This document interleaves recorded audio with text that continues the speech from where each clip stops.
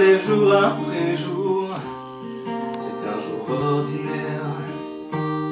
J'en connais déjà le cours, le poids d'un parcours nécessaire que je dois faire. Parce qu'on n'a jamais le choix de ces murs de cette terre qui nous enferment à l'étroit d'une grandeur solitaire. Et pourquoi faire?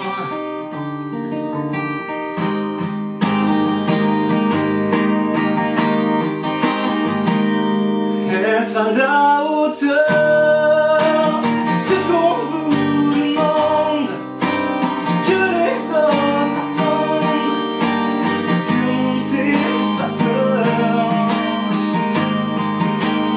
D'être à la hauteur du commun des mortels, pour chaque jour répondre à l'appel et avoir à cœur d'être à la hauteur.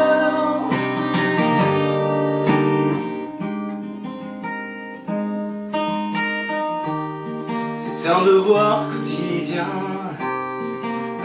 qu'il faut mettre pour un rôle qui ne mène à rien. Mais faut-il vraiment se soumettre jusqu'à la fin?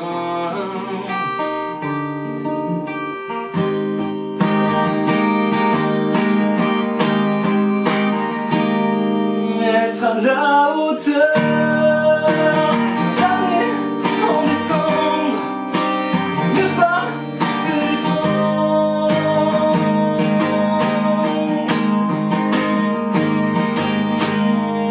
à la hauteur.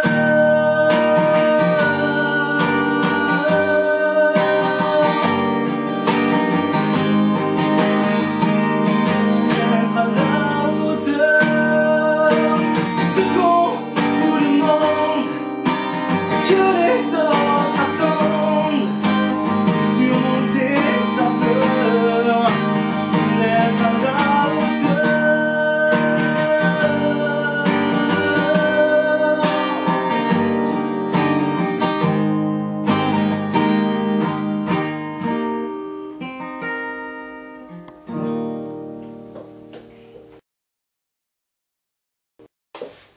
Bien sûr que ce sont des mensonges.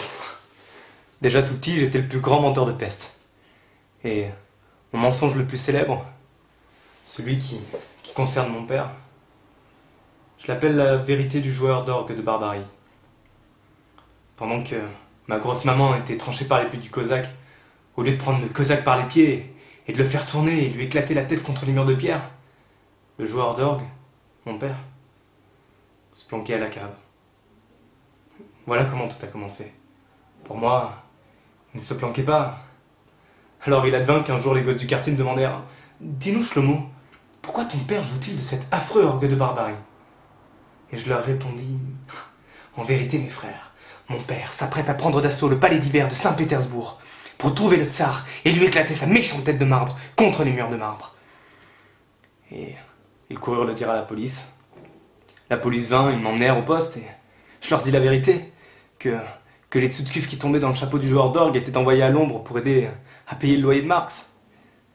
Et les gendarmes crurent ma vérité. Ils s'emparèrent de mon père, le firent s'asseoir sous la lumière. Et là, dans un silence, il me regarda par-dessus ses lunettes, s'apprêtant à dire « Mais cet enfant n'arrête pas de mentir !» Et j'entendis, mais ne compris pas. Mon père dit aux gendarmes « Cet enfant a dit la vérité. Mais comme je ne vois pas de tsar dans les parages, ce sont vos têtes que je vais éclater contre les murs. » Et il le fit. Une multitude de gendarmes accourut, la pièce en fut pleine. Et là, devant mes yeux, ils le battirent jusqu'à ce que son âme quitte son corps dans un coulement enfantin. Et il se fit que, une fois en passant, le père mourut pour le fils.